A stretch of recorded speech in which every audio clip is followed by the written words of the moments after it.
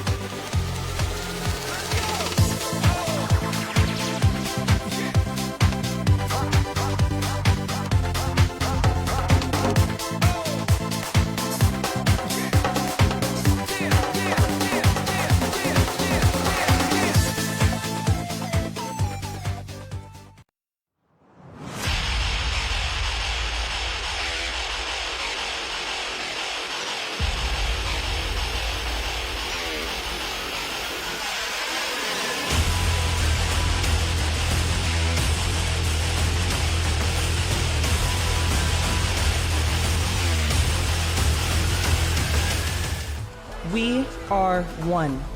Today, we are inspired.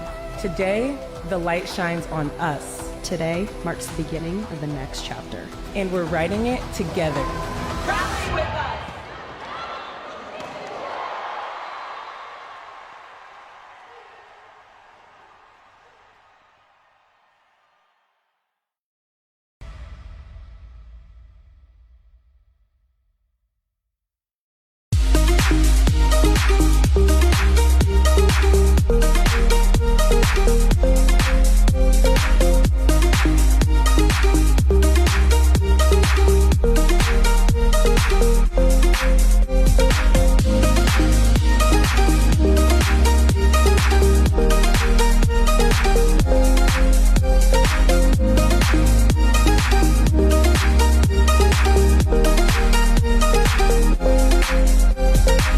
strong.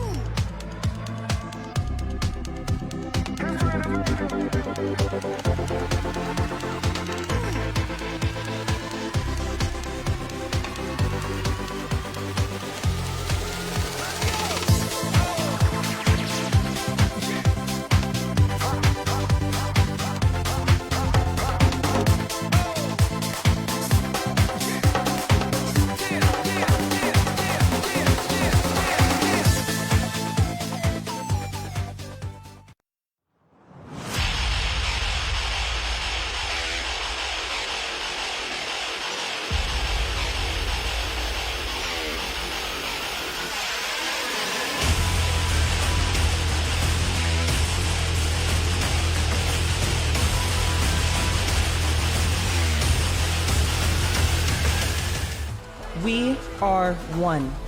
Today, we are inspired. Today, the light shines on us. Today marks the beginning of the next chapter. And we're writing it together. Rally with us.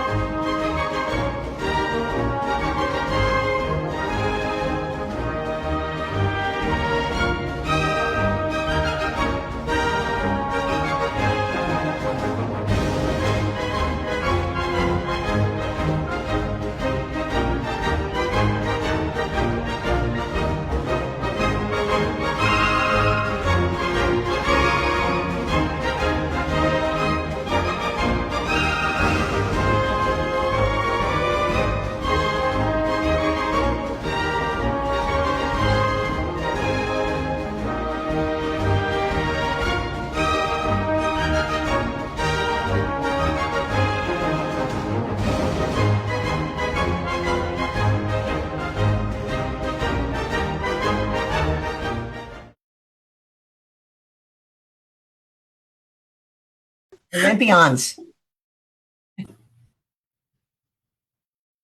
Meses.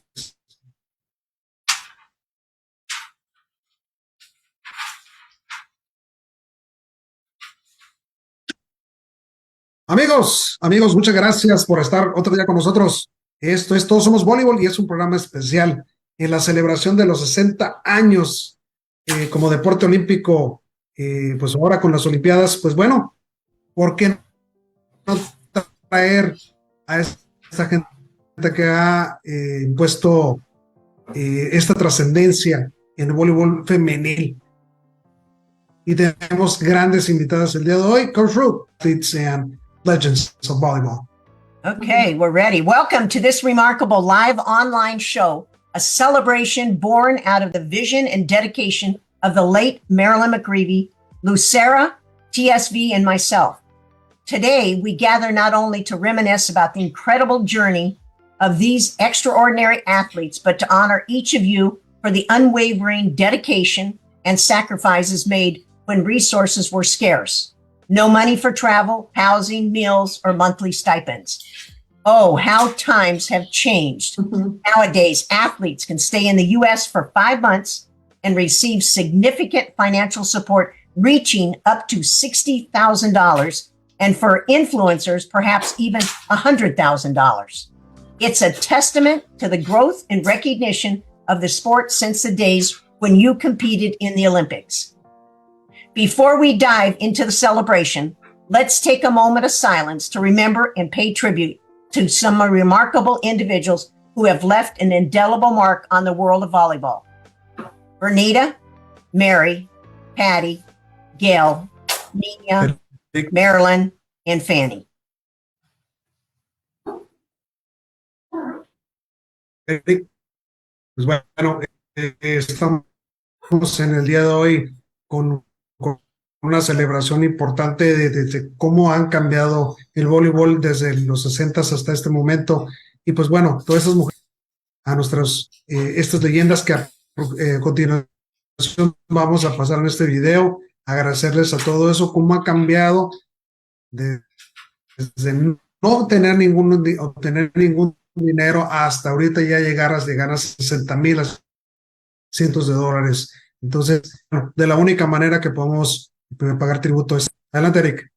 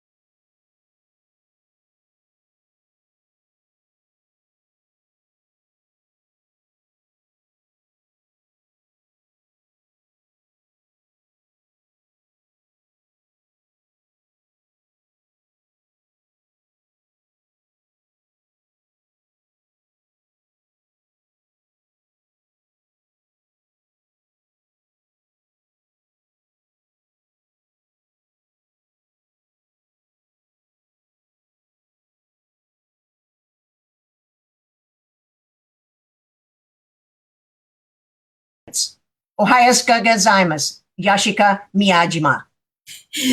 Ruth, thank you very much for introducing me. I am very happy to have the opportunity to congratulate you all here today. Congratulations on the 60th anniversary of the 1964 Tokyo Olympics and 1968 Mexico Olympics U.S. women's volleyball team. The women's volleyball match at the 1964 Tokyo Olympics has great significance in Japan as well. When I was in the fourth grade of elementary school, I would run home from school and stare at the games being played on TV. It was a women's volleyball game that had people all over Japan excited. After that, women and children started playing volleyball all over Japan. Volleyball is characterized by the ability to move the ball from hand to hand without letting it fall to the ground. The process of carrying this ball feels very good. Communication carried by the ball will be born. Volleyball has become an entry point into the sport for many women. I'm sure that U.S. women's volleyball team, which is celebrating its 60th anniversary, had a similar experience. You have become role models for women in sports. Please continue to lead a wonderful life with pride in American sports. Thank you. Arigato. Arigato. Arigato. Arigato. Thank you. Wow. We will now hear from the family members and teammates of 7 Olympians who have left us. They will share heartfelt narratives, offering glimpses into how these departed loved ones became entwined in the tapestry of their volleyball careers. Join us as we embark on our emotional journey, honoring the legacies of these remarkable individuals through the eyes of those who knew and cherished them dearly. 1964, Vernita Thomas. We will hear from her niece, Karen. Hello, everyone. My name is Karen Campbell, and I am the niece to Vernita Thomas. My Aunt Vernita was initially an elite high jumper in the Pan American Games and the Trial Olympics in 1954 through 1965 for track and field. But due to an injury, she decided to play volleyball following her big sister's footsteps. Her big sister was my mother, Mary Love, and they played with the Chicago Rebels under the legendary Bertha Lucas. Excellent. Marco? Bueno, ella hablaba, está hablando acerca de Vernita Williams, que era su tía, y ella participó en las Olimpiadas de 1964 en Tokio. Una leyenda, ella por una lesión que tuvo en el tobillo, decidió seguir los pasos de su hermana para poder jugar voleibol. Y bueno, después, ahora que estamos celebrando este aniversario, el 60 aniversario de las Olimpiadas, pues bueno, nos muestra de la interés que tenía para jugar voleibol precisamente por un accidente que tuvo en el tobillo. Y pues bueno, aquí está hablando de su tía, que su hermana fue la que dio los Okay, pasos de su hermana 1964, para poder jugar voleibol. Gail Go ahead, Coach. O'Rourke. Sharon, her teammate, will say a few words. Gail and I began our journey to the 1964 Olympics together when we were approached by Evie Stoughton at a sand tournament and asked if we wanted to be coached. Both of us immediately said yes. We joined Evie on her team that was coached by Harlan Cohn called the Triumphs. Gail didn't look like the typical volleyball player, but she had skills. A powerful outside hitter with great arm extension and a dynamic wrist snap, plus a strong blocking ability. She scored many points for us. She kept her composure in pressure situation, and she was always fun to play with. Our team decided to go to the 1964 Olympic trials in New York. Gail was on top of her game there. We ended up taking third place, yet what was most impressive, Gail was selected MVP of the tournament due to her outstanding play. Along with others, Gail and I were selected to represent the USA at the Olympics. What a volleyball journey we had, and I couldn't think of a better partner than Gail. Hey, Marco. Shannon Peterson habla sobre Gail O'Rourke y dice que ella comenzaron su camino en Olimpiadas de 1964 cuando abordaron en Manhattan Beach en 1960 Ivy Stoughton y nos preguntaron si queríamos ser entrenadas. Ambas respondieron de inmediato que entusiasmadamente que sí. Nos unimos a Ivy en su equipo que estaba dirigido por Harlan Cohen y se llamaba los Trails. Y a partir de este momento, Gail y yo compartimos nuestro amor por el juego, así como nuestra pasión por competir. Gail no parecía la típica jugadora de voleibol, pero tenía habilidades, una potente rematadora exterior con una gran extensión de brazo y un dinámico giro de muñeca. También tenía equilibrio emocional y mental en la cancha, podía mantener la compostura sin importar la situación. Fue muy instrumental en el éxito de nuestro equipo. Decidimos participar en las pruebas olímpicas del 64 en Nueva York. Gail estaba en la cima de su juego, ahí terminaron en tercer lugar, pero lo más impresionante fue que Gail fue seleccionada como la jugadora más valiosa del torneo, junto con otros. Gail y yo fueron ellas seleccionadas para representar a Estados Unidos en Juegos Olímpicos. Qué viaje tuvieron en el voleibol y no podía pensar en una mejor compañera que ella. Go ahead, coach. 1968, Nina Jorgensen. Teammate Nancy Owen will say a few words. Yes. Nina, she was the starting blocker for us in the 68 Olympics. She was of Danish descent, and she was always very proud of that and would make frequent trips to Denmark. Nina always had kind of a quiet presence about her, but she was a very inspirational person and an active leader for the advancement of girls volleyball. She did many things. She was a longtime physical education teacher at Glendale High School, and she promoted the girls volleyball there. Nina actually, she passed away in 2017, and she was a recipient of the 2008 Flo Hyman All-Time Great Player Award, and she was a 6-time Open Division All-American. And the thing about Nina, like I said, she sometimes seemed kind of like a quiet person, but she always drenched herself in the game of volleyball, and actually, all sports, and much of it through her high school. But of course, her first love was always volleyball, and Nina was always such a faithful friend. Excellent. Marco?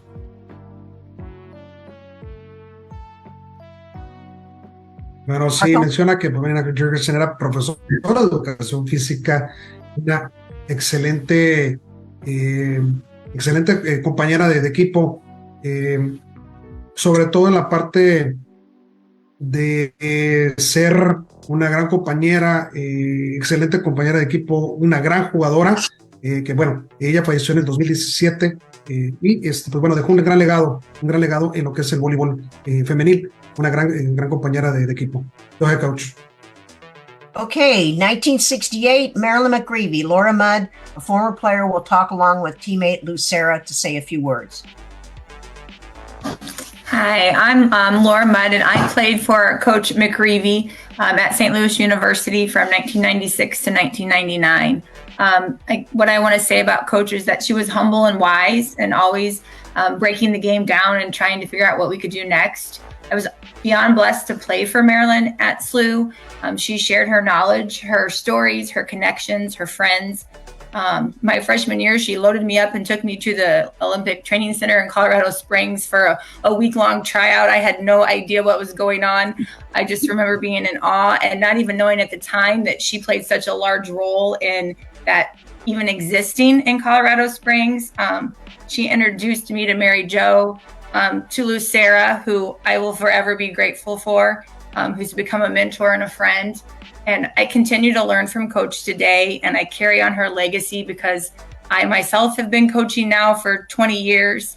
And I took my daughter to a University of Kentucky game in 2022 and looked up and read another story about Coach that I didn't even know because she was just humble. She just shared her love of the game. And I didn't know about, 1983 and her making it to the Elite Eight when she coached at Kentucky. So she's an amazing woman and pioneer in the game and dearly missed by all of us.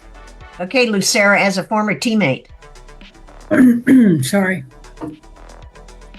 I first met Marilyn, I first saw Marilyn play at the 1963 Nationals in San Antonio. She was 19 years old, and I knew then that it was her first Nationals. I knew then she was going to be a great player. She was my teammate on the 1969 Norseca games, and in 1972 when we won the national championship in Salt Lake City. She was a special person and a longtime friend, and I will always treasure her. Excellent. Okay, Marco.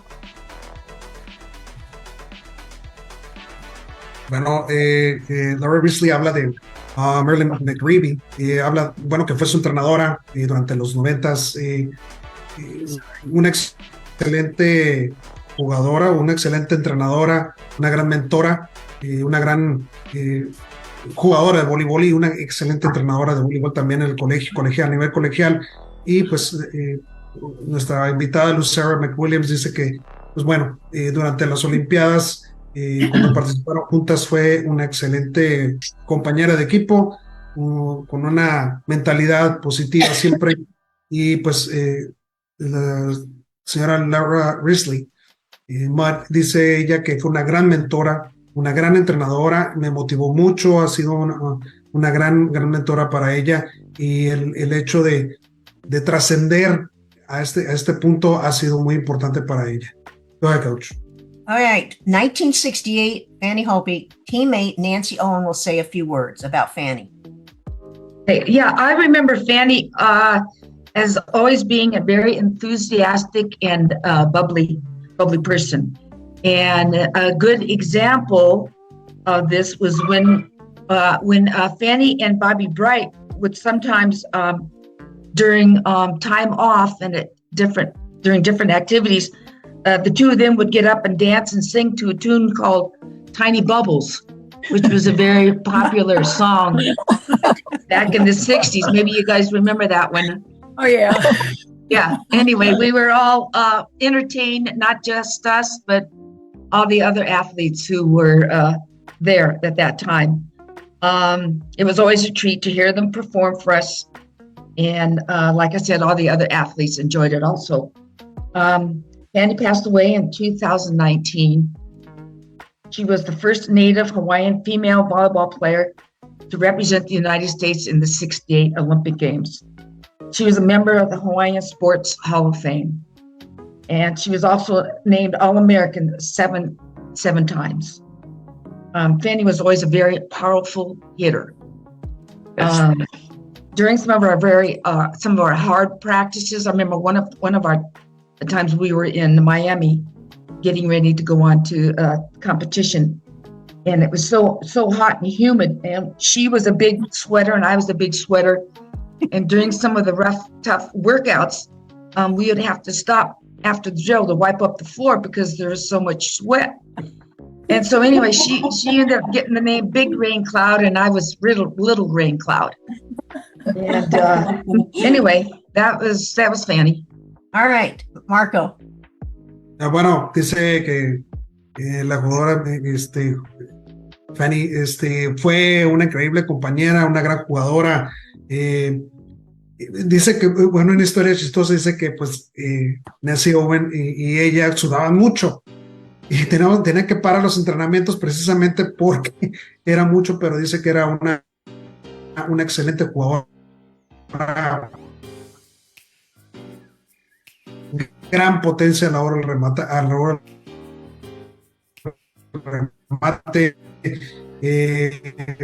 buena química que durante que se le extraña. Go ahead, Coach.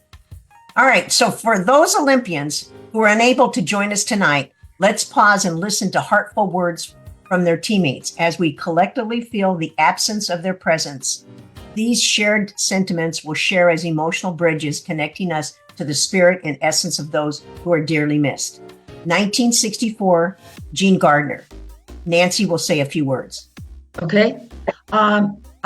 Jean was a great all-around athlete. She was the first female athlete to compete in 2 Olympiads in the two non-related sports. She used her natural talent for jumping to compete in volleyball and was a member of the 1964 Olympic volleyball team. And she also participated in the 1960 Olympic Games that were in Rome, Italy, as a high jumper. She played all types of sports. She was a member of a team called the Santa Monica Mariners. That was actually, the first team that really came on the scene for good volleyball. They dominated women's volleyball throughout the 1950s. And like I said, Jean was a member of that team. She was a member of the first female women's volleyball team to compete in the United States Volleyball Association National Tournament. And that was back, I believe, in 1949. Oh. She was an All-American 8 times, Outstanding National Player 3 times. Jean had all the physical qualities needed to compete at high levels of the sport. She had the height, agility, quickness, power, endurance, and confidence. She was awesome. Excellent. All right, 1964, Barbara Harith Navia. Lucera will say a few words. Barbara and I first met in high school as opponents in San Antonio, Texas. And we played together. Well, we've known each other for over 65 years. That tells you something, doesn't it? We have been teammates and roommates at various times over the years, and we have always been friends. And she was a terrific player and a fierce competitor.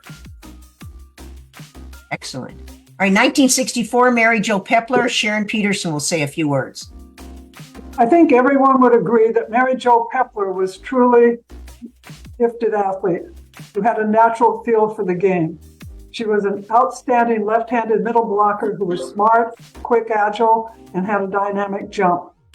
She was an extremely competitive athlete with a strong mental game, and she exploded with confidence anytime she stepped on the court. There wasn't anything she couldn't do. Mary Jo was considered a trailblazer. She had strong opinions and ideas. While at the 64 Olympics, she saw where volleyball could go, where it was, and she felt she knew where it could go and what would be needed to get there.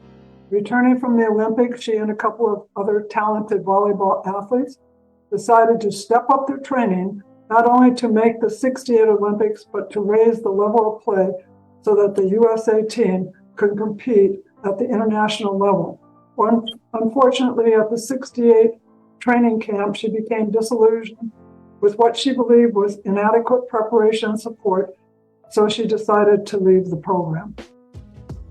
Okay, 64 and 68, Jane Ward and Ann Heck will say a few words about Jane. A few words, only 1 minute about Jane Ward.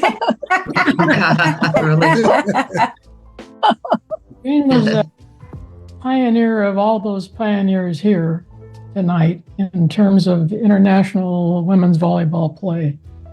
She competed in every international competition that women were in from 1955 until their last tournament, the 68 Olympics.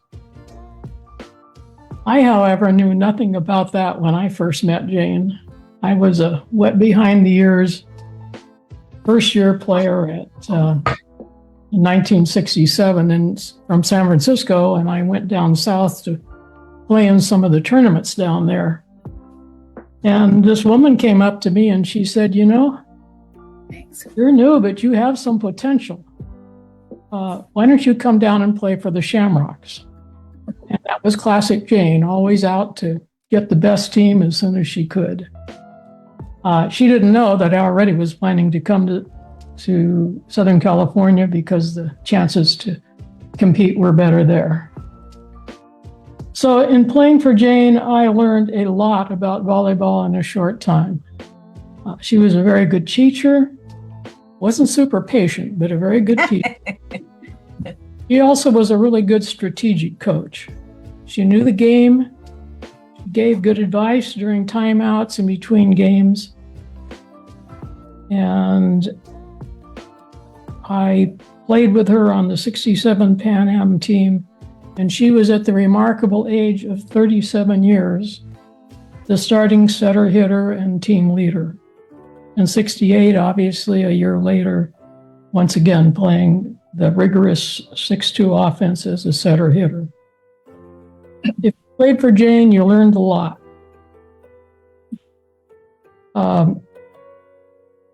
You also heard about it if you made a mistake, but that was okay with me.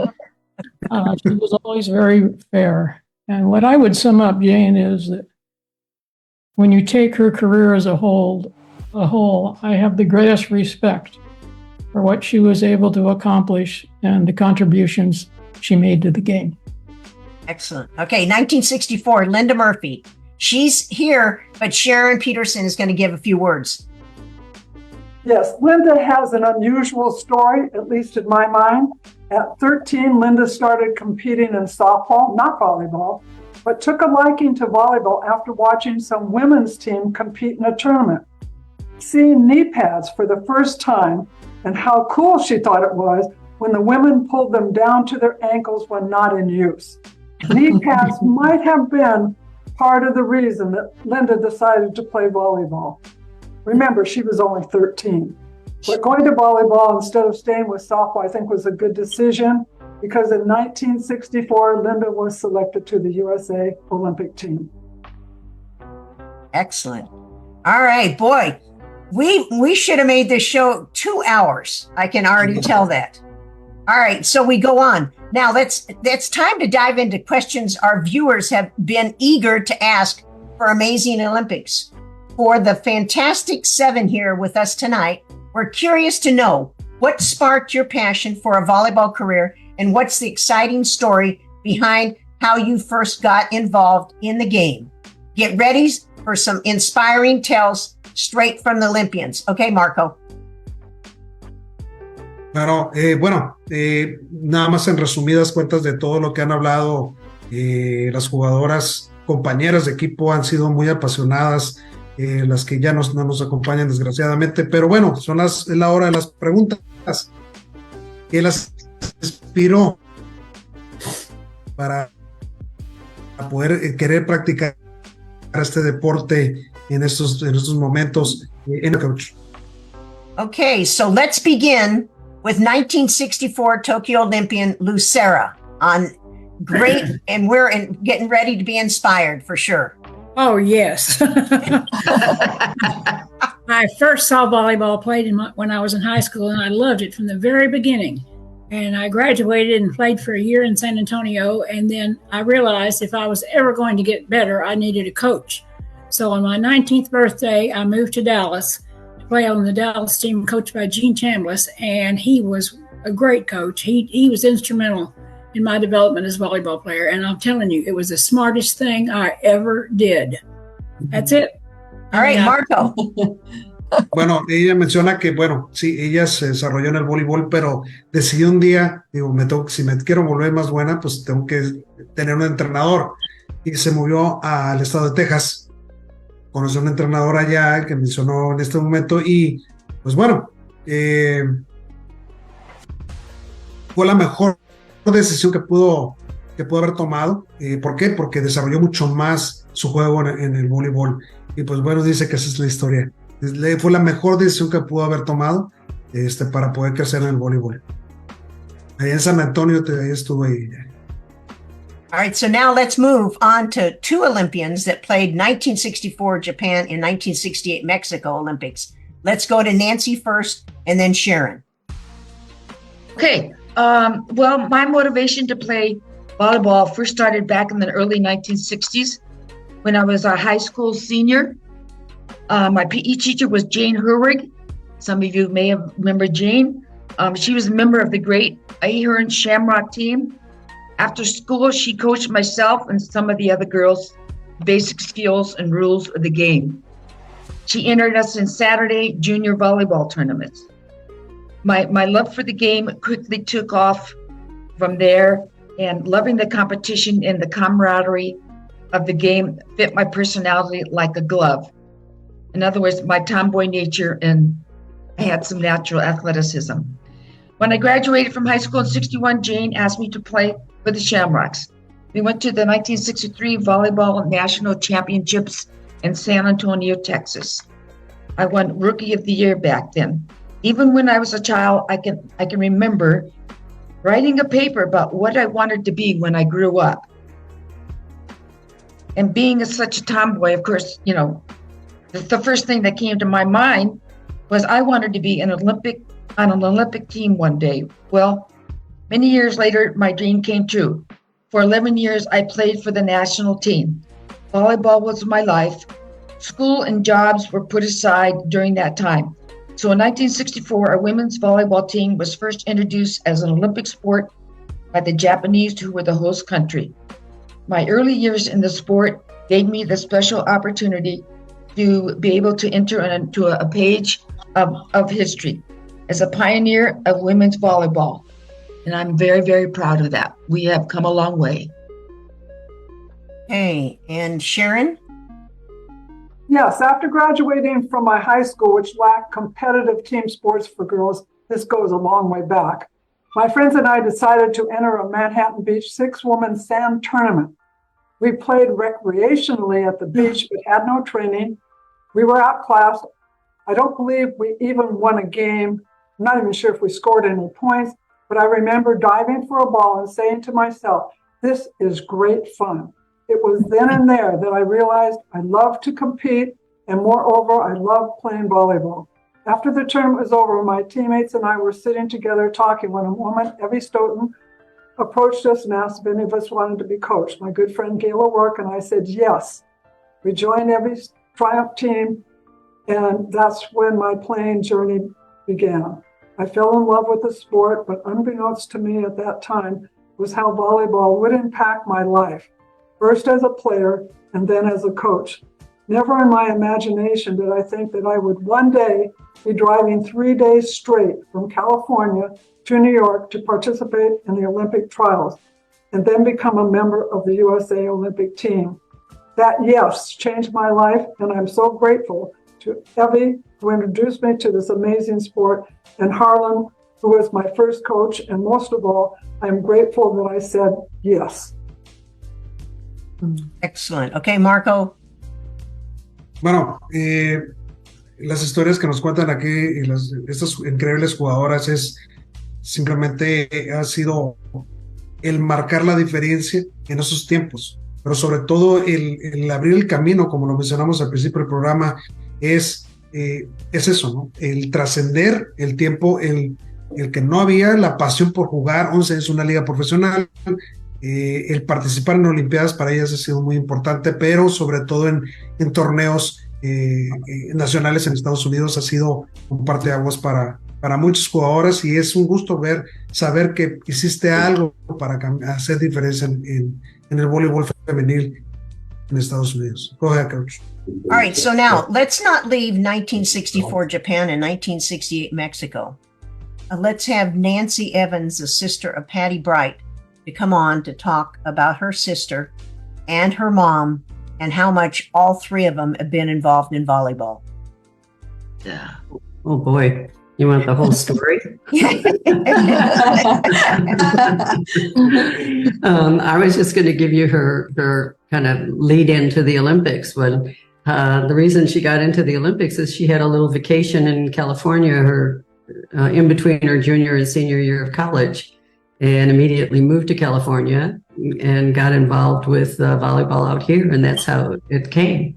And after the Olympics, she continued to play. She continued to coach Santa Monica City College and Pepperdine.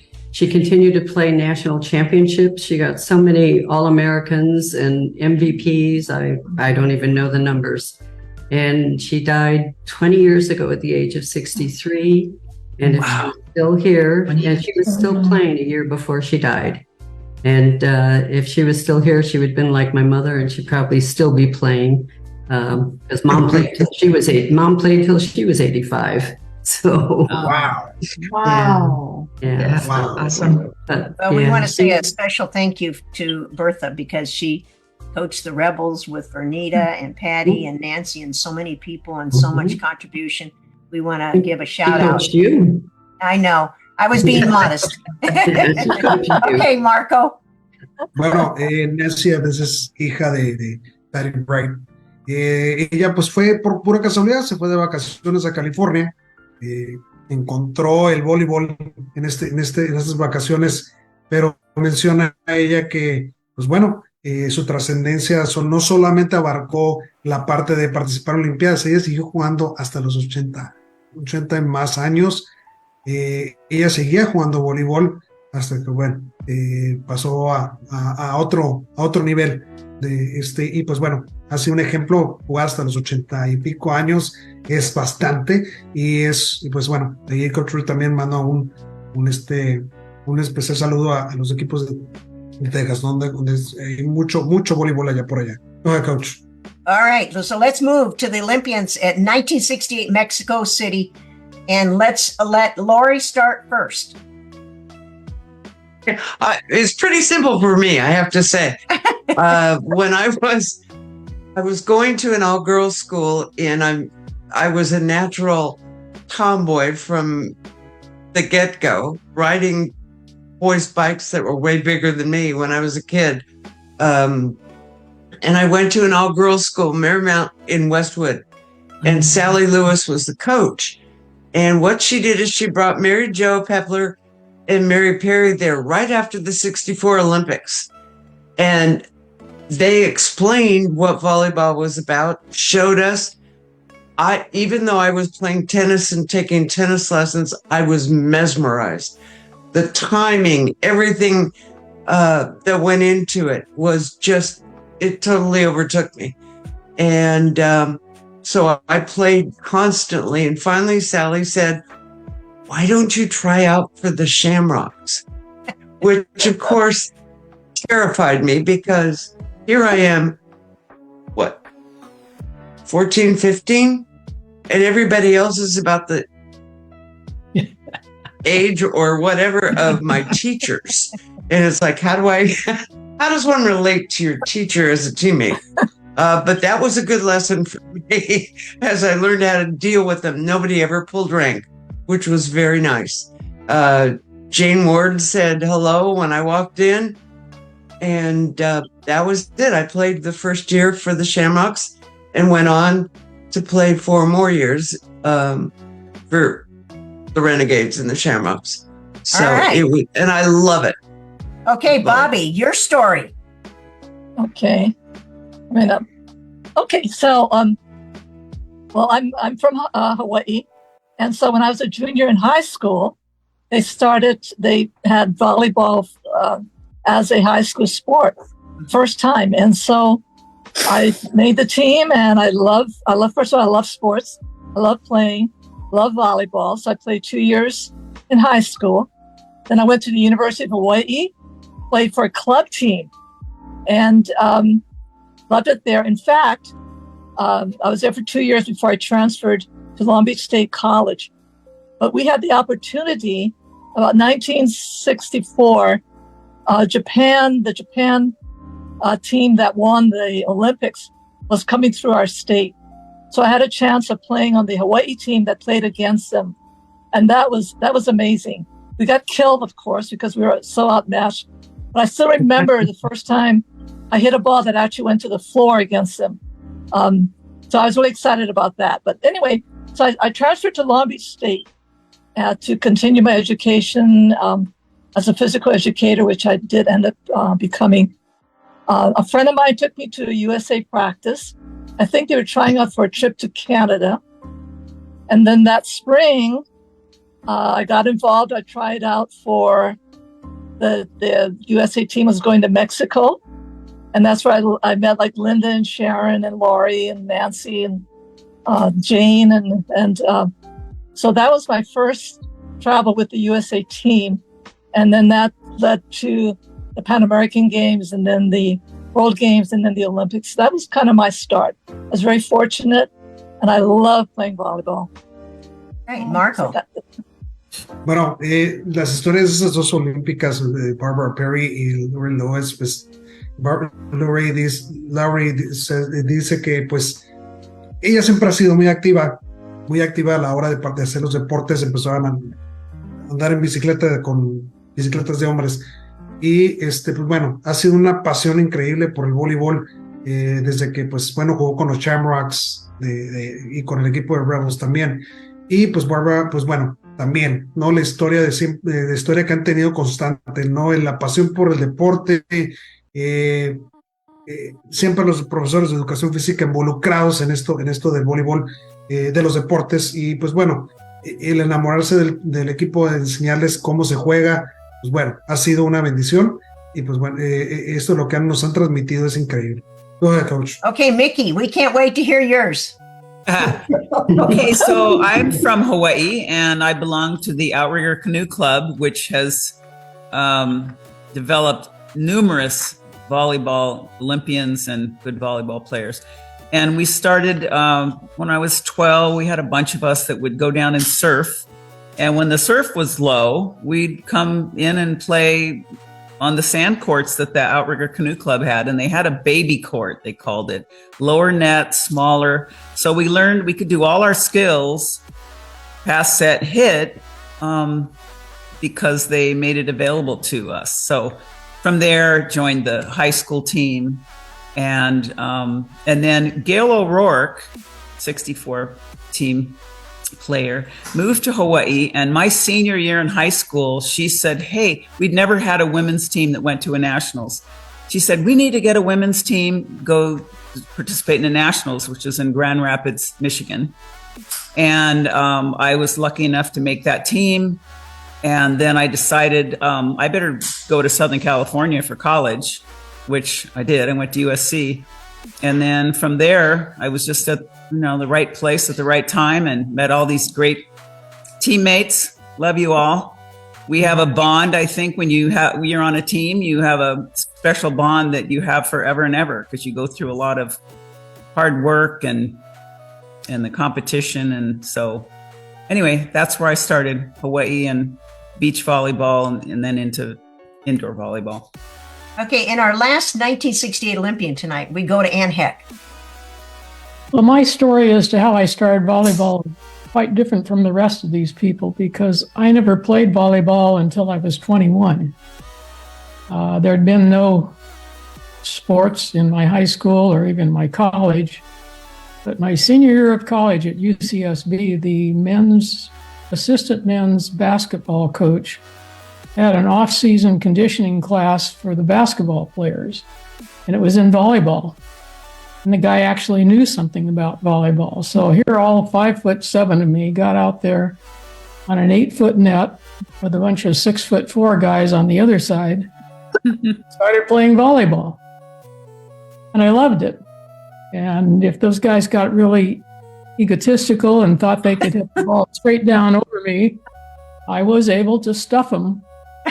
The only problem was I had no other place to play after that.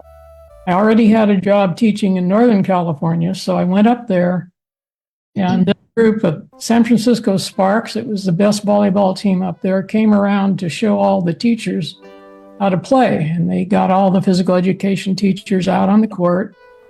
And I got out there, and by the end of their demonstration and lesson, I was on their team. The next day I went to practice. I practiced with them that first year. I did wall spiking every day and serving into spots on the gym wall where I worked. And the next year I went to those Grand Rapids Nationals, and I was Rookie of the Year and first team All-American, God knows how. And, you were good. Then Jane prevailed. I went down to Southern California, played on the Shamrocks, and from there I went on to the Pan Am Games in '67 and the Olympics in '68. So that's Okay, me. Marco. Marco, are you there? Ok, bueno, increíbles historias.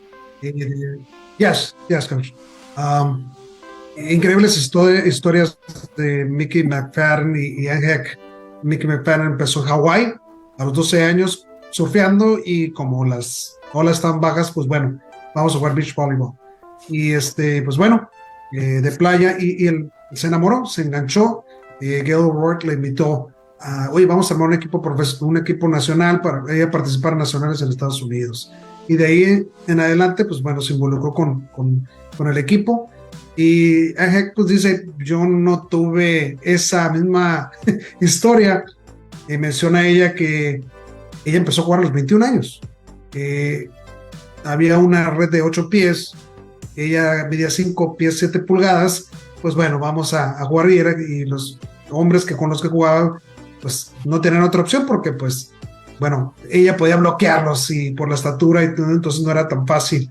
Y pues fue al norte de California, y se involucró más, también jugó con Shamrocks también. Entonces, es una historia increíble, a los 21 años empezar a jugar y trascender para irse a jugar Olimpiadas, pues bueno, en el 68 es increíble, ¿no? Go ahead, Coach.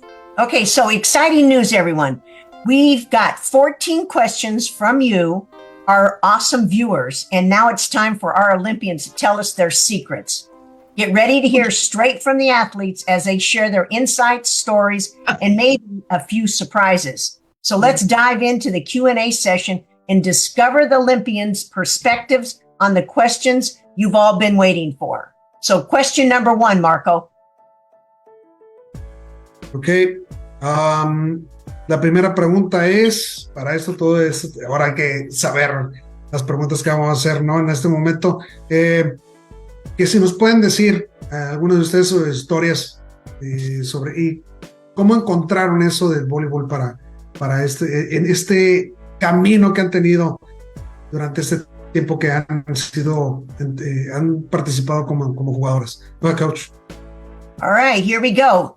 Can you share some of your most memorable moments from the 1964 and or the 68 Olympic Games, Lucera and Sharon? And let's go to Lucera first, 1964. One of my most memorable was marching into the Olympic Stadium while they played the Star Spangled Banner. Back then, everybody lined up perfectly, not like they do now. And it was fantastic. It really was. It was such a thrill. And we were one of the last teams to enter because they went in alphabetical order by the English alphabet. So, we were at the end practically. And it was terrific. That was one of the things I remember the most. Okay. And Sharon?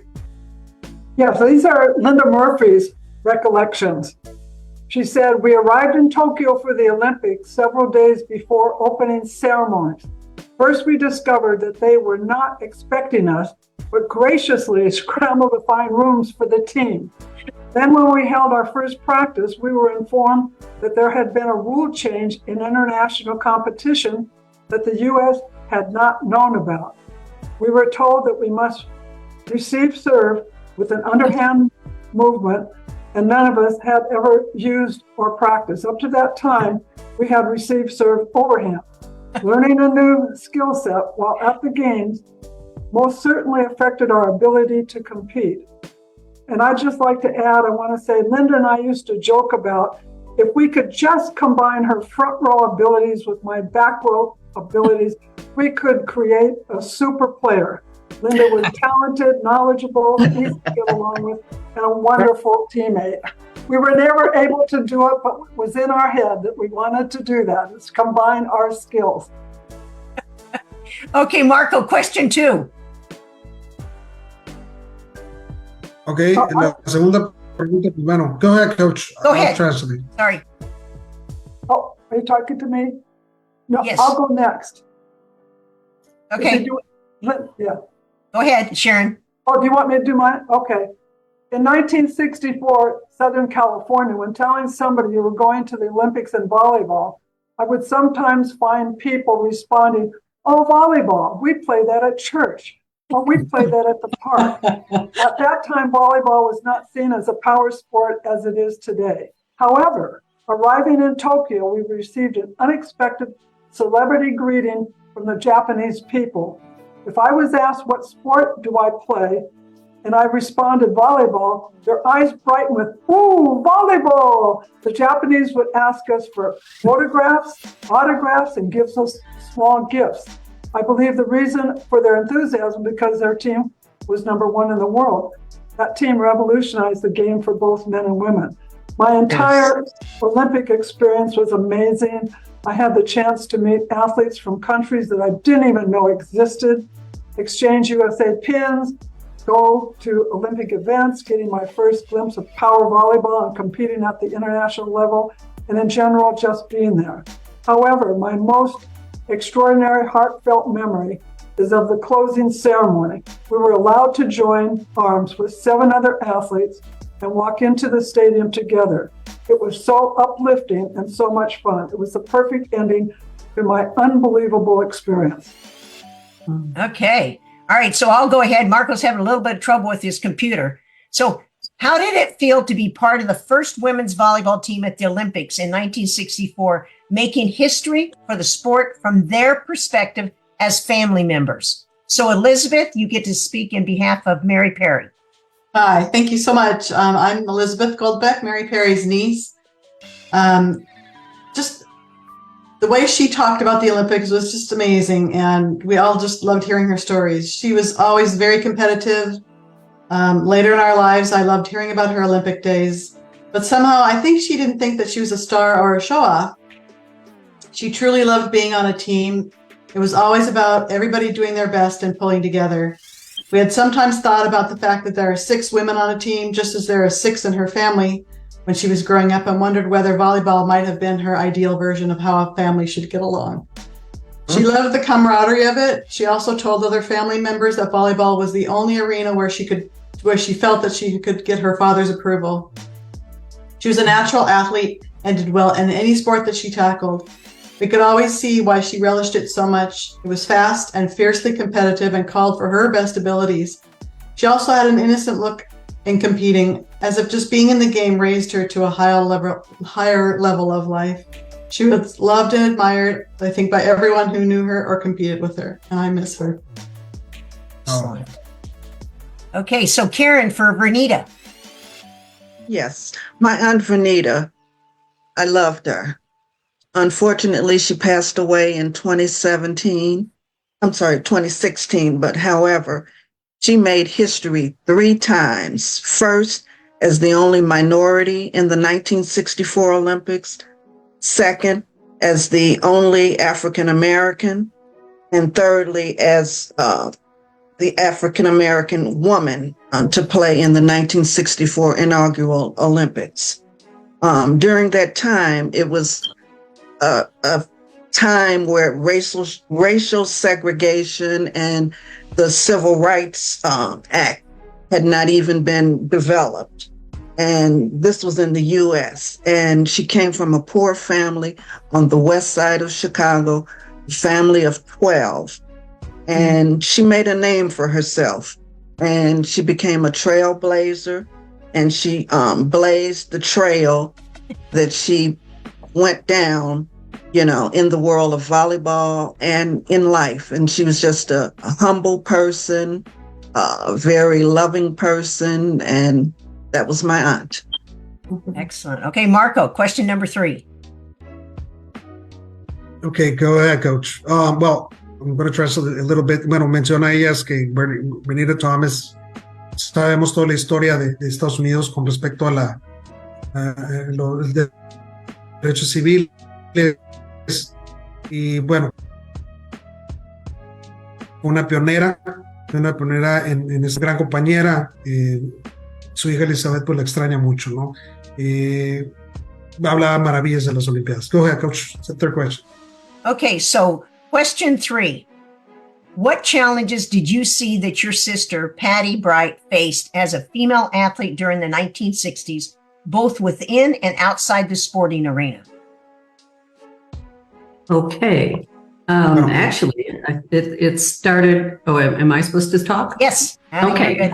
Okay. Actually, it started in the 50s because there was. In fact, I'm pretty sure Patty faced discrimination challenges that every female on this board faced, although hers started in the 50s. Fortunately, the Chicago Park District did have some sports available for women, mostly dance and gymnastics, but my mother, fortunately, was able to go to the high school and the park and get them to open up the gym and the field for softball and volleyball, and she coached women. So Patty was doing volleyball, softball, track and field, and whatever sport was available. And she did this all through grade school and high school. And when she got partway through high school, and of course there were still no women's sports yet because this was even before 1960, Mom took her on her adult team and took her to nationals. And at that point, she was sold on volleyball. She got Rookie of the Year at, I think, the age of 15. And swimming and all the other sports kind of took a back seat. Her first year of college at Michigan State, there were still no women's programs and nobody was getting scholarships. But we were, we were really lucky because of my mother and all the people that lived around us. And that includes Vernita too. And the girls on the Chicago Rebels were lucky because my mother was there and she pushed and was able to get people into programs where they could participate in the sports they loved.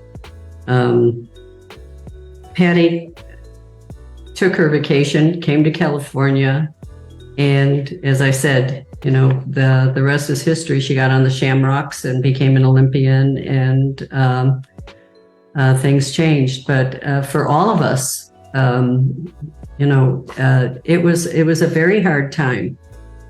We just happened to be lucky because of my mom. I'm sure other people have, sadder stories, but we always got to do the things we wanted to do. Patty was a swimmer, I was a diver, but we also played softball and just everything. So, hey, that's great. All right, Marco. Bueno, pues hablaba acerca de cómo significó ella participar, o su hermana, ¿no? Ser atleta y a ese nivel. Nancy Evans, que es su hermana, pues bueno, decía, nosotros fuimos muy afortunados porque fueron tiempos difíciles por mi mamá. Ella era clavadista, ella corredor, Nancy, Daddy, pues bueno, fue otra atleta. Y pues bueno, pudieron hacer todo. Y fueron muy afortunados porque pues el deporte fue un refugio para todos estos tiempos tan difíciles para poder ser parte de algo, ¿no? Entonces su mamá una inspiración y su hermana pues bueno, trascendió. Hablar de Olimpiadas fue algo significativo para toda su familia durante ese tiempo. Go ahead, Coach. Okay, so question 6, Marco. Oh, wait, hold it, Marco. We have a guest coming on. Who do we have, Marco? Let's let our surprise guest number 2, 2020 USA Women's Volleyball gold medal head coach, Karch Karai. Oh, nice. Where's Karch? He's coming on. Okay. All right, Karch. He's at his wife's birthday party. Tenemos una invitada sorpresa. Coach Karch Karai está con nosotros para hablar con nuestras atletas. Coach, thank you so much for being on the show. I know you're at your wife's party. Sorry. We're all celebrating her wife's party. Yeah. Okay. Can't find him. Okay, he's there. He's working on it. We all are working on it. All right. Oh, that's Rita. Rita, you're on early. Okay. Yes, because I'm trying to stay awake. It's past my bedtime. Oh, so Karch was coming on. Now that's something. Okay, Rita, you go right ahead. You're taking Karch's spot. Oh, wow. All right, you go right ahead. Good. Your husband. My husband just said good night. Okay, representing the 1980 Olympic team, Rita Crockett. Hi, everybody. As she said, it's Rita Crockett. And, you know, I wrote down a little bit. I just wanted to thank everyone that's paved the way for our 1980 team to become one of the international powerhouses in the world of not just volleyball, but also all sports. You know, we were a pretty known team, and we also helped pave the way, but everybody before us really helped us to be who we could be, to help the ones that finally got that gold medal. I just want to say that all the sweat, the skinned knees, the skinned elbows, the sprained ankles, the blown out knees, the torn up shoulders, and most of all of the concussions that you never knew you had. Those will always be appreciated and recognized as not just being pioneers, but most of all, being champions. And that means champions of life. Once again, a sincere thank you to all of you for being you. We really appreciate you. Thank you. Well, great. You know, Rita now knows how to break up a party. She decided she wanted to be Karch, and so she jumped in. So, all right. Rita, thank you very much. All right, now let's continue on with question 6, Marco. Oh, no. Guess who's coming on finally? All right, let's let him in. Who is this? He's Olympic gold medalist 2020, the first gold medal, Karch Karai. Coach. Yay. Yes. Go ahead. Hello, everybody, and a huge thank you and greetings and celebrations as one of the last, the third match of a new pro league built originally or ultimately on the work on your shoulders. The third match point just went down last 3 nights with professional volleyball in America. And so just wanted to say congratulations and a huge salute and a thank you to you all. So thank you very much for all you guys did to build volleyball in this country, to build the national teams, and to eventually allow teams like ours in Tokyo to pursue a gold medal there. Thank you very much for taking time from your wife's birthday party. Thanks. Okay, Marco, let's go on. We're going question number 6. Okay, Coach. Go ahead. I'll translate, All right. Coach. Nancy and Lori, can you share any memorable anecdotes or team rituals from your time representing USA? Okay. Oh, wow. Wait. Nancy, do you want to go first or do you want me to? Oh, you go ahead. Okay. I actually wrote a book about all these stories. When we were in training, first of all, I want to salute the 68 team. It was an incredible group of women who were fiercely competitive and yet very supportive of one another. Somebody had a bad day, people rallied to buoy them up. And it was a wonderful experience in that way, at least for me. In training camp, we had, and it was a different time and place. People were suspect of women athletes and how good or whatever they were. So one night, a big box showed up at the gym and they opened it, and lo and behold, it was protective bras. Yes. Like pointy plastic held together with a little bit of elastic, and they wanted us to try it. So we all popped them on over our regular bras under our shirts and proceeded to do Japanese rolls and Russian dives. They inverted and they were hard, not comfortable. So you had this chorus of pop, pop, pop, pop, pop, pop, pop as everyone is hitting them. Anyway, Jane, in her inimitable style, picked up one, poured her water in it, and said, "Here's a toast to protective bras." We all joined in with her, and that was the end of that. We didn't have to deal with that one again. Okay, Marco, let's hear you translate that. Thank you so much for giving me that. Oh my God.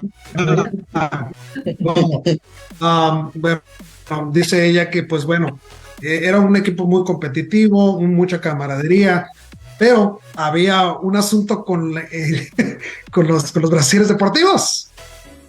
Había un problema con eso, ¿no? Entonces, pues bueno, un día en una reunión, pues aquí tenía muy poco elástico y pues bueno, era un problema eso, ¿no? Pero bueno, hacer la copa hicieron por brasieres protectores y como que no, fue un éxito total el tener eso. Coach, should I let somebody we in? got Nancy now. Same question. Okay. All right. First of all, I have to stand up and show you. Oh, yes. Oh my God. Wow. Still fits. It doesn't fit me the way it used to. It's been hiding out in some box in the garage for the last 60 years. But just, wanted to let you know. Okay. So anyway, all right. Well, some of the things I remember we used to like to do as a team. I remember going over to I don't know what they call it, the press room, the photo room, or whatever. But every day they would put up new pictures of all the different teams, and we would always go over there and check them out and ooh and ah over all these awesome pictures. And then of course, we would try to decide if we were going to buy any or not, because when we came home, we wanted to put something in our scrapbooks. Of course, people don't use scrapbooks anymore, I don't think.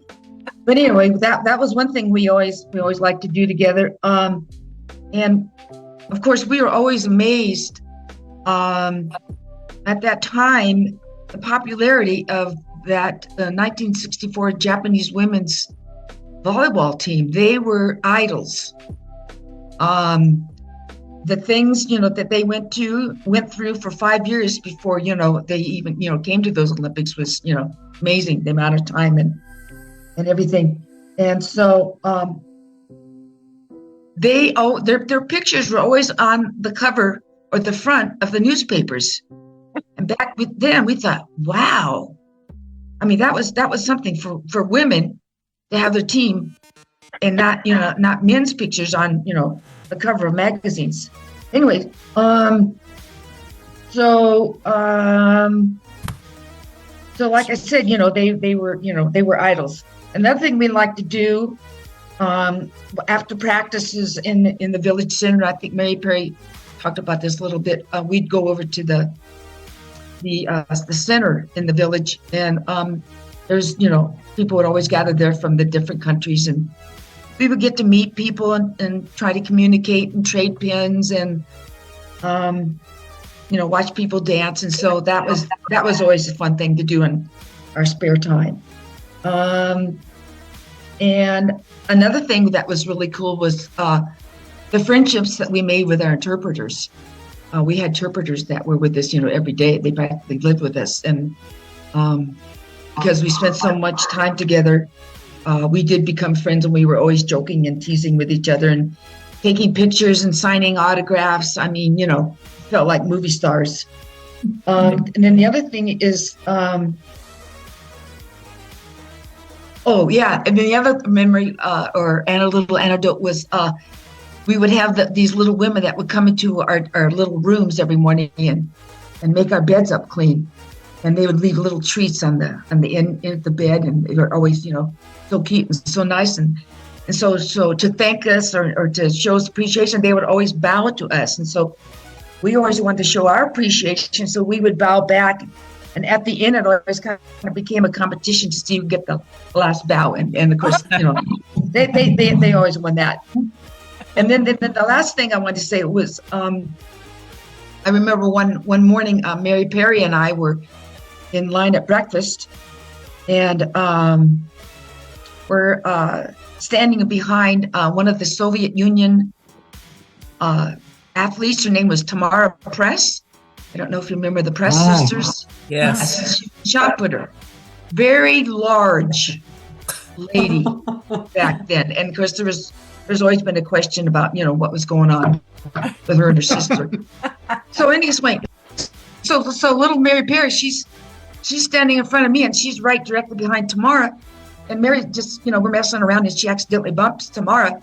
And then Tamara, she turns around, she goes, pardon.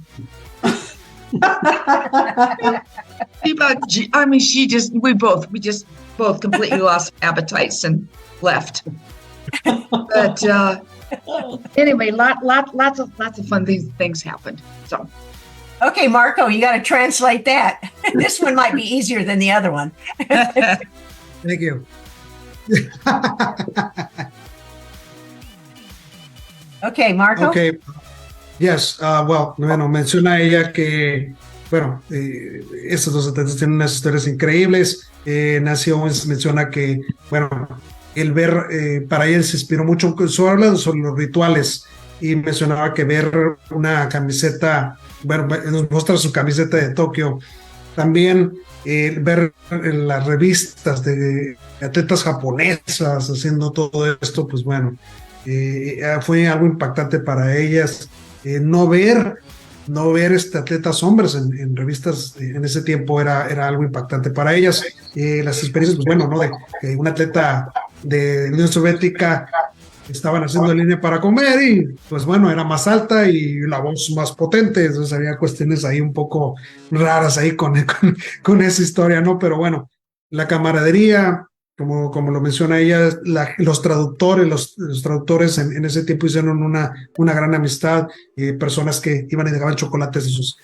Era toda una experiencia vivirla, ser olímpico. Go ahead, coach. Okay, before we go on to 7, we've got our third person that's coming on, and she is one of 5 in the world, 5-time Olympians, represent the 1996, 2000, 2004, 2008, and 2012. I now present a special guest. Hi, friends and fellow Olympians. I love our motto, once an Olympian, always an Olympian, never former, never pass. Thank you, Miss Ruth and Marco, for creating a space so that we can hear from these amazing women and the families of those athletes represented. What an honor it is really to be on with you, legendary women and pioneers of this sport we love as we celebrate the 60th anniversary of volleyball being an Olympic sport. So there's so many changes that's happening and growth in this sport, but so many opportunities, exposure, support for women in sport. But one thing that hasn't changed is the USA fighting spirit and competitive this reputation that you have set for us. It continues, and that's why we're able to be so successful and win the gold that we got the last Olympics and prepare for that going through to the next games here in Paris. I had the pleasure to meet Miss Linda and Miss Anne. But all of you guys are so inspirational, and I love and appreciate you. Thanks for paving the way. Danielle, thank you very much. Thank you. Thank you. Thanks, Danielle. All right, poor Bobby, you got to follow Danielle. Here we go. How have you, Bobby, witnessed the evolution of women's volleyball from 1960 to the present day? Can you hear me? Yeah, we hear you. I'm on my computer now. Okay, so I'm getting. Okay, so in the 60s, we really didn't have too much. We had a competition. We got together a few weeks before to train. And we didn't really have, I'm getting a lot of feedback. Yeah. Oh, If you turn your volume down, or do you have your phone on too? Hang on. Hang on. It's on the cell phone and on the laptop. So Yeah. How's that? Is that better? Yeah. Do you have your phone on too? Yes. Okay. There we go. Marco. Okay. Okay, let me start from the beginning. Excellent. They sound great. In the 1960s, there wasn't much training going on. We basically had practices, worked on our skills, but we didn't do any weight training or anything like that. Uh-oh. We still can hear you, though. Okay, I lost the picture. You can hear me? Yep, we hear you, Bright. Yes, excellent. Hang on. Okay. Oh.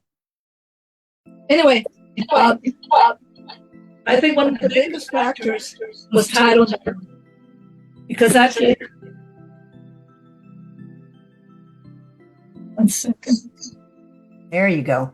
Yeah, Title IX created more opportunities for all athletes, but basically for women, giving them equal opportunities in high school and in college.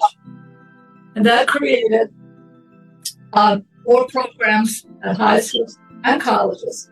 So that was the start of AIAW, which finally became NCAA for the national championships for the colleges. And that's kind of how that evolved to where we are today with volleyball, women's volleyball in colleges. And as you all know, Nebraska had a match in a stadium. And so that's totally amazing. So Title IX was very instrumental.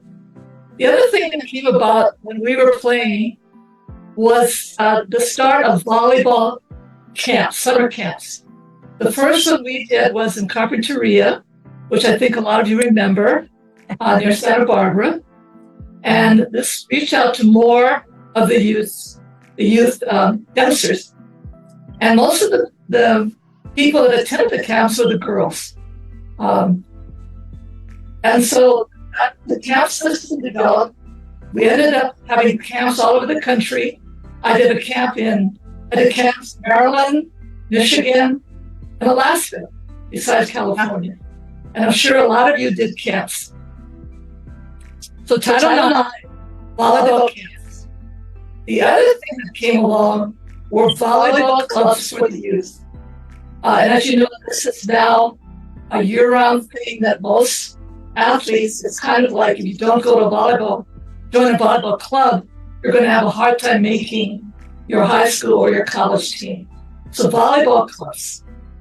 So that's at the ground level. For the national team, training centers. We finally have training centers where the national team can train all year. We have programs where they can get financing. We have competitions for different age levels, age groups. Just amazing. I'd also like to mention, I don't want to leave them out, but we're all aware of this, is beach volleyball. Beach volleyball started as an Olympic sport in 1996, and it started as a collegiate sport for women in 2016. And so volleyball has just blossomed for women, and these are some of the things that I'm sure some of you have. There's other examples that you can probably give. But Title IX, volleyball camps, volleyball clubs, training centers, increased competition, beach volleyball, increased funding. Amazing. Excellent. All right. What do you believe, Mickey McFadden, is the legacy of the generation of women's volleyball players in paving the way for future athletes?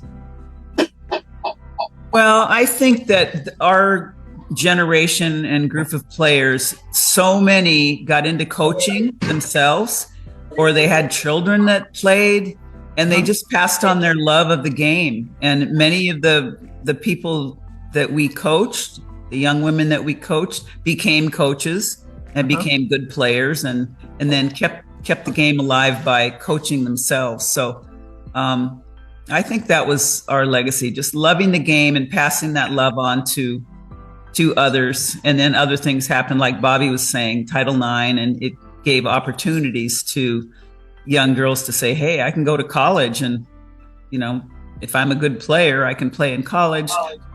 People always ask me, oh, did you have a scholarship when you went? And I said, no, there's no scholarships. We just went and we played for our school, and we competed fiercely and loved it. And, then we played in club tournaments every Saturday, and that was fun, really fun. And so I think we just passed that love of the game on to the next generation.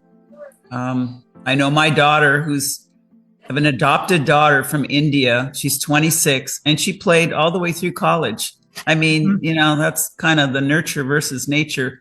I coached her. She loved the game. She kept playing, and I see that from all this whole group. Most of them coached or had kids that played. So, okay, excellent. All right. In what ways do you believe, Ann Heck, your participation in the Olympics influenced the trajectory of women's sports in the United States? Ann? I think the answer is pretty much the one that Mickey just gave. Our generation of players, I think, created a whole cadre of somebody's having fun. And if you look down the line at the people who played, and then to the coaching they went on to do, and then the players, I know I had 6 players that once Title IX became 1975, all 6 players got jobs that year. Because they had learned at Cal State or at Long Beach State, and they were ready to go. It's just you had to have legislation to actually create the jobs for them. So I think we got a lot of people ready to go. And then when it was finally politically possible to get jobs for women in coaching, we had them ready to go. I think one other thing that goes back to our initial participation, and really thanks to the Japanese, but we were on television. And nobody had ever seen really women on a team sport on television. I understand it. I know in '64 I wasn't even playing, but I tried to find it on television and I really couldn't. But I think in '68, and it was in color in '68, I think people actually were able to see women. I mean, sometimes it was teams better than ours, but they saw women playing volleyball. And I think that had an effect. Young women, like we've all talked about, well, we wanted to be Olympians because we knew it was out there, but they could actually see that it existed. And so I think that had a big influence too. Okay, excellent. All right, so we have just a few minutes left. We still have 6 guests that are coming on. So we have time for one story from someone from the '64 Olympic team, and one story, should I say short story, because you guys' stories are long, one short story for '64 and one short story for '68. So who would like to volunteer? I will. Tell us stories. I will. Who is it? Mickey. Mickey, all right, go for it, Mickey. Okay, well, this is just a funny thing that happened, and it was kind of the era of, I guess, how things were done.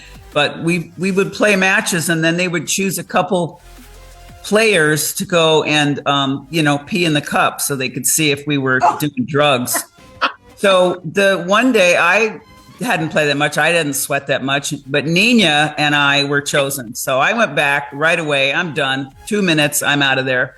Nina could not go. And they fed her orange juice, water. I mean, and so the nurse had to follow her home, and she did not, nothing happened till midnight. And she stayed in our dorm room and stayed with Nina till she could collect from her.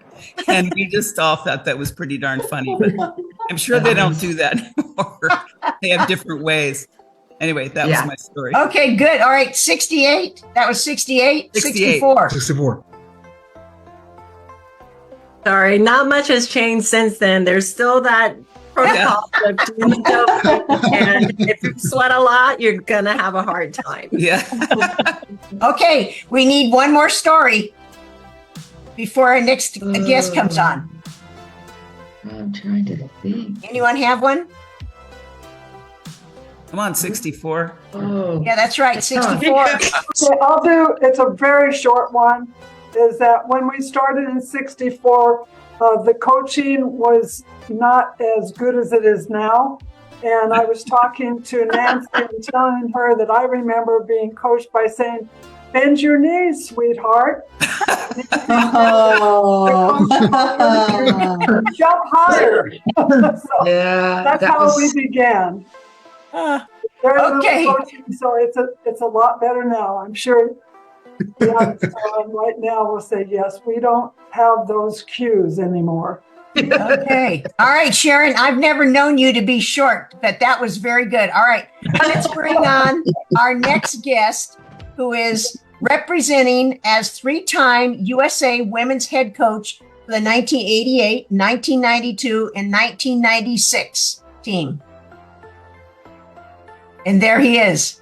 Ladies, congratulations. Terry Liskevich here. And on behalf of all the players that I coached in those 12 years, and I see several of them are on here with Kim Oden and certainly with Danny, Danny Scott-Aruda. Congratulations to the Trailblazers. You're the foundation of all the national teams because you were the building blocks of which the Olympics began in 64 and 68, and you were the first national teams. And, you should be proud of getting all of us involved in the game and making sure that the game continues to what it is today. And the main thing is all of you have continued to be instrumental for the growth of volleyball. And we really thank all of you for that. And certainly, as I said earlier, on behalf of my staffs and all the players I coached in the national team, there's a big heartfelt thanks to all of you. And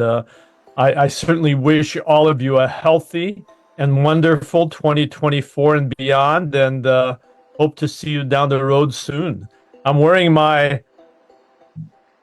this is the 88 Olympic. I was thinking which one to get. The one that's the 92 one is really colorful.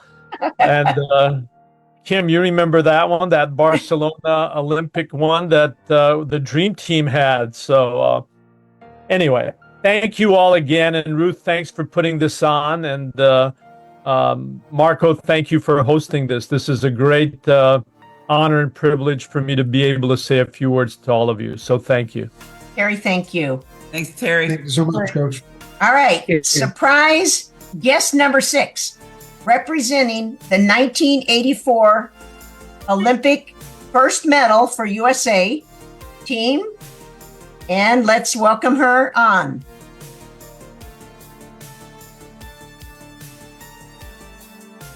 All right, there she is. She's somewhat visible. Wait a minute. Hold on. There you go. Yeah, I'm getting there. I have this spy thing on my computer where nobody can see me, right? But anyway, Rose Majors, the 1984, representing for the 1984 team. And Marco and Ruth, thank you guys for inviting me in to come in and say something to the young ladies. Thank you. And we do, again, Terry, hello also. And I do thank all of you guys for being trailblazers and setting a trail for us to follow, making that so that we have somewhere to go and we have those dreams, that we have an opportunity to be excellent. And just you guys set the stage for us. And we thank you. And without you guys, we would not have ever been able to do the things that we're able to do at this moment. And as we see volleyball today, as it grows and have grown to set world records of audience and people watching and playing the game, and you guys were that foundation. And we do, and I do appreciate all of those things. And you know, the saying that they have out there, once an Olympian, always an Olympian. And we thank you guys for all of that. And we're all there. But, and for Marco, and thank you for having this. And Ruth, thank you also for always making sure that no one ever forgets the history of volleyball. You make sure everyone remembers that there was always someone before us, and that they set the stage, they set the standard, they made it an excellence, and we do appreciate all of that. And as we continue to try to continue to build and strive for greatness on and off the volleyball court, it is you guys that said it for us. And I do, Rose Powell, Rose Majors, we thank you. And thanks again for allowing me to come in and say something. Thanks, Rose. Thank you. Thank you. All right, guest number 7, representing the 1988 Olympic team.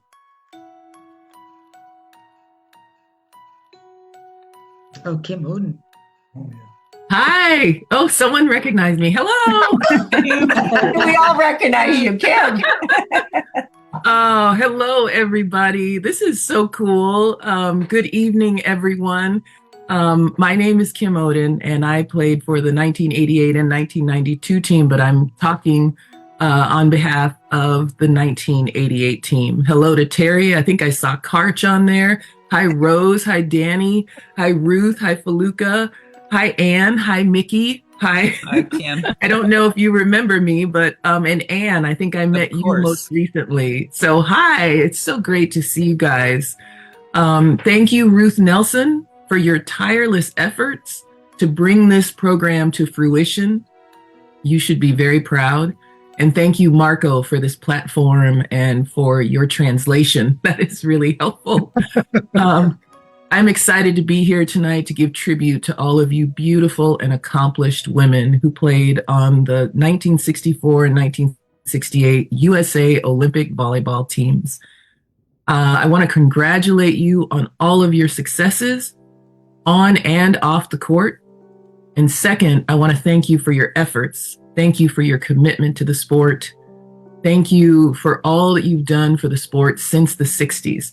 I actually am a recipient. I've been listening and I'm like, oh my gosh, these women are more accomplished than I thought. Like, I knew you were accomplished, but I am a beneficiary of a lot of your efforts. Not only am I a recipient of your involvement in the evolution of club volleyball, which I played from 8th to 12th grades, but I was also blessed to earn a full scholarship to Stanford University after Title IX was enacted. I also coached CAP clinics and coached at the Division I level, and then played in 2 Olympic Games. Our 1988 Olympic team stood on your shoulders and on the wonderful foundation that you laid for us. For all of that, we will all be eternally grateful.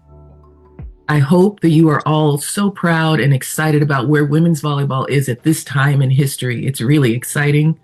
My husband and I are heading to Paris to cheer the teams on. Hey. Go USA women and men and beach. And I also hope that you know, without a doubt, that you guys had so much to do. It all started with you.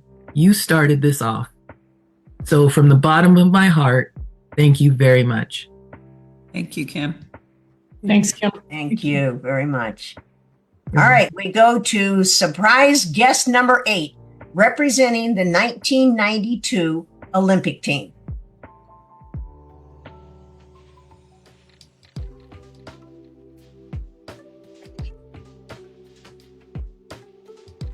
She's in practice. In between practice. Ruth Lewanson, are you there?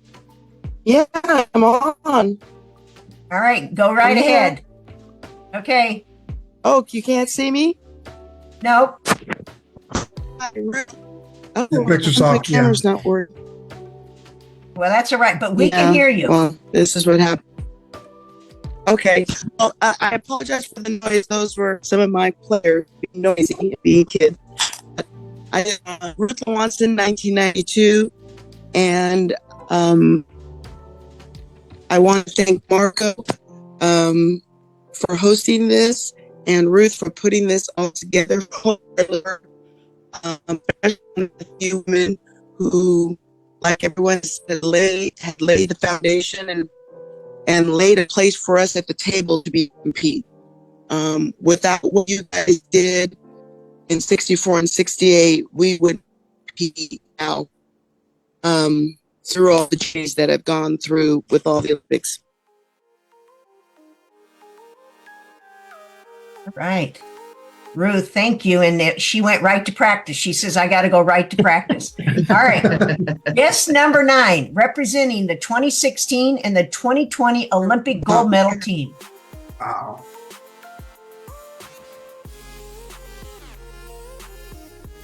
Am I There still she on? is. There you go. Hi, everyone. I am so honored to be on this Zoom call with you all. And I played in, my name is Fuluk Akradawo, by the way. Sorry, Fuluk Akradawo. I played in the 2012, 2016, and 2020 Olympic Games, but I'm representing 2016 and 2020. And I'm just so honored to be here. And like everyone who came before me to speak, I mean, we stand on your shoulders. You are all the ultimate trailblazers. Volleyball came into my life later on, and it just happened. It seems like, but it happened only because of all of you and what we were able to accomplish in 2020 to win that gold medal. It wasn't just us. You guys started the foundation. We stand on the shoulders of everyone who came before us, and we're so thankful for you guys being the trailblazers, to being the pioneers of the sport. And I know that I can speak for everyone that I've played with. A big, big thank you to you all. Excellent. So now, as we bring this special celebration to a close, I want to extend my heartfelt gratitude to all the Olympians, family members, and friends who have joined us. Together, we've concluded one chapter of the book, a chapter filled with dedication, passion, and remarkable achievements. But as we close this chapter, we open another that holds the dreams and aspirations of young aspiring Olympians. Your legacy, the stories shared tonight, and the impact you've had on the development of the sport will continue to inspire and guide the next generation. Tonight, we paid tribute to the incredible journey of each of you, recognizing the sacrifices, the triumphs, and the profound influence you've had on the world of volleyball. Your contributions have shaped the sport we love today. Thank you for being part of this memorable event, and may the spirit of camaraderie and the love for the game thrive. Here's to volleyball past, present, and future. And Marco, you get to do the closeout en español, por favor. Claro que sí.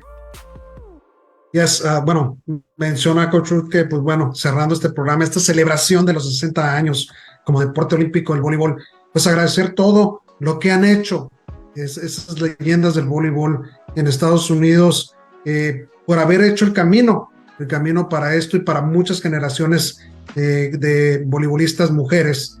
Que esto sea un ejemplo no solo de historias, sino de que se pueden hacer las cosas, y sobre todo pues que ha sido un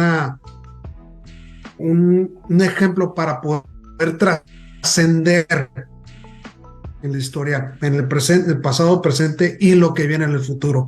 Gracias a todas y a cada una de ellas por toda la aportación que siguen haciendo todavía con sus historias. Y pues bueno, thank you so much for this opportunity. If you can give it 5 minutes before we go off the air. Bueno, y agradecerles a todos ellos. Coach Ruth, go ahead. That's it. I've thanked everybody very much for putting up with my schedule, because I think everybody did a great job, and I appreciate especially all the stories. And for Feluca and Rose and Danielle and Kim and Barbara, and Terry and Ruth, it really is special. And thanks to Karch too, and also Yashika Miyajima from Japan. We really appreciate all the guests, and hopefully all of you felt special, because you can thank Marilyn Lucera, because they kept banging at me. When is this going to happen? When is this going to happen?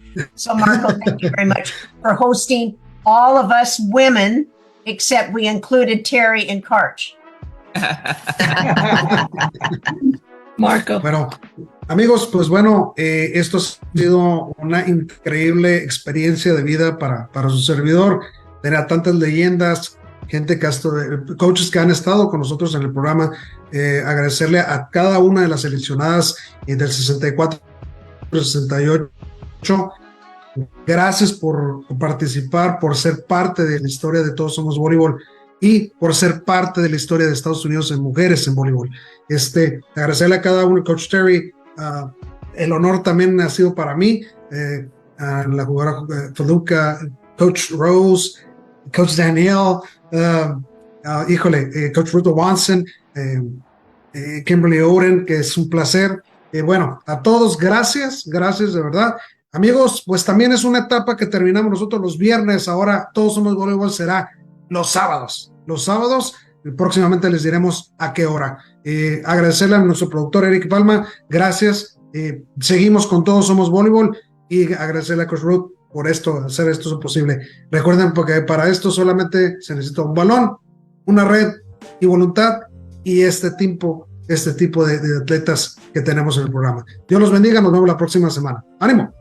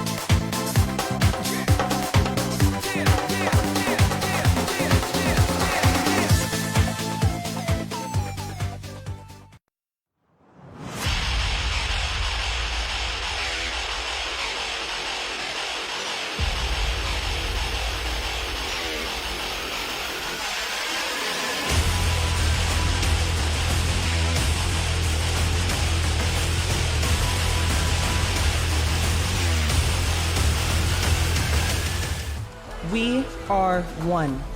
Today, we are inspired. Today, the light shines on us. Today marks the beginning of the next chapter. And we're writing it together. Rally with us!